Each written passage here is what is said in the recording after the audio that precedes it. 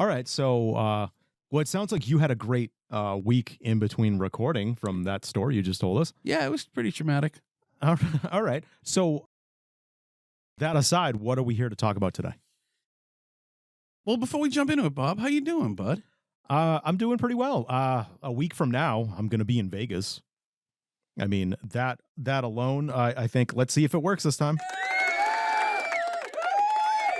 Kurt approves. That's what happens when you turn the volume on. Yeah. I've been interviewing for jobs. You seem better, buddy. Yeah. Beginning of the year, I think that we were both a little bit tightly spun. Oh, listen, but beginning of the year, I was just like, fuck this. Yeah, I think we were all tightly spun, man. Fuck 22 and fuck everything, essentially.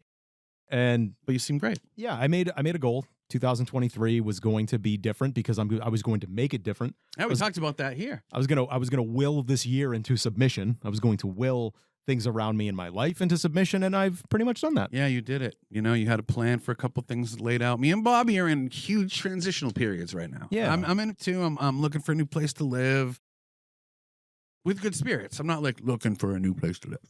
I'm looking for a new place. You're not hat in hand, like. Yeah, I'm not. Please, sir, may I have some more place to store my things? Yeah, please. It's getting a might bit cold.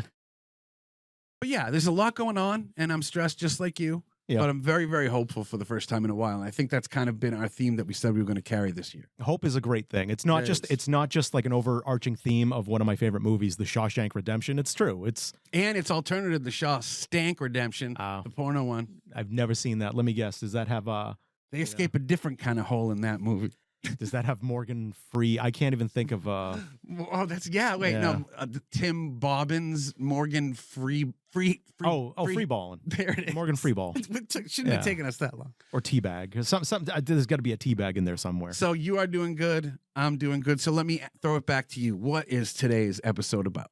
So, little backstory for everybody. I was out locally at a bar. I was introduced to some people I hadn't really spoken with before, mutual friends. And in the conversation, we were talking about things about like being quote unquote old. I'm putting that in quotes. Everyone that was in that conversation was in their 40s. That's it.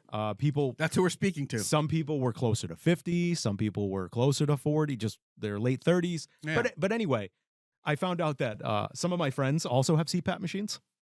More people have them than we think. So we literally were just like comparing notes. Do you have a full mask? Do you have the nasal pillows? What do you got? What do you got going on What's there? Your nighttime like? Yeah. Anyway, one of these guys brought up how he's almost 50. Mm-hmm.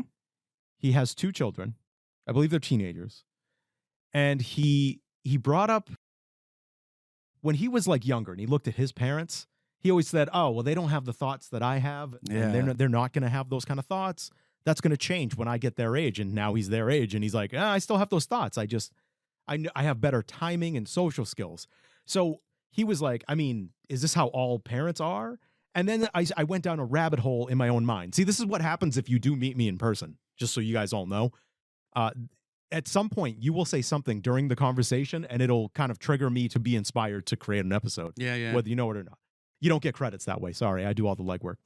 It's true. But anyway, I also have felt that way. Yeah. And one thing that comes to my mind is I remember being like a kindergartner and looking at first graders, and like first graders look big to me and all that. And is that what it's going to be like when I'm a first grader? And then you get there and you're like, even when you get to high school looking at seniors, they feel physically different. Yes. And so I think that kind of, an angle we're going on here is, are we the youngest old people that have ever existed? Yeah. Speaking for our generation, because here's the thing. Bob pitched this to me and he's like, yeah, I constantly think I'm in my 20s. And I don't mean that as like, I mean that I think I'm in my 20s. Like I'll read a meme and I'll be like, huh. I want to be clear. I think because this is my takeaway from that. This is how I feel. I don't feel like I got that 20-year-old energy where it's like I could take on the world and all that. I just feel like I don't wake up with aches and pain. I don't wake up and I'm like, oh, I feel old. I don't feel that. No. Yeah, and I think that big point here is when I was not speaking of our specific ages, we're in our 40s. When I was looking at my father when he was my age, it was not this. Exactly, yeah. At all. Yeah. And so you know, is there a level of like, 'cause me, I still dress like a dipshit. Look at me. Like, I'm dressed like a dipshit because I enjoy the freedom of being able to dress like a dipshit and being able to express myself through clothing. But I thought, and people used to say to me when I dressed like a dipshit in my 20s, oh, I can't wait to see you dressed like an adult. Fuck you guys. It's never happened. No, you guys are still waiting. Yeah, and it doesn't happen. And that's my thing is it doesn't have to happen. And I think we're, speaking of our specific Xennial thing is, I don't think we committed to the same mindsets of our parents because we don't look like our dads did. So the way I pitched it originally to you was that my dad looked old and tired.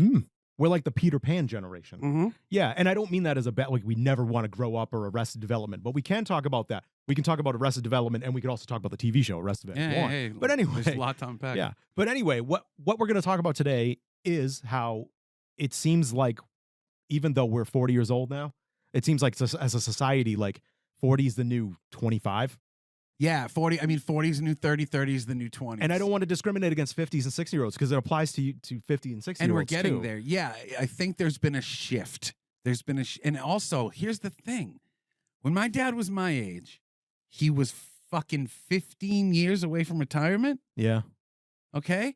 So I'm never going, unless I hit like the windfall or get a really good client that's like, you know what, Rem, stop eating wheat bread for dinner, then I'm never going to be in a place where I can retire. Yeah.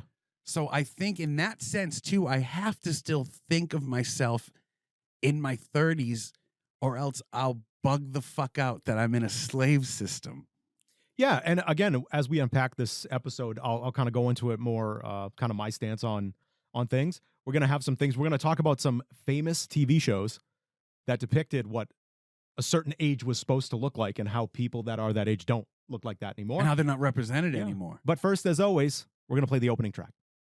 Welcome to the podcast. You're gonna have a good time. Maybe not, but you'll probably stay because we've got some kind of interesting things to say. Or maybe not.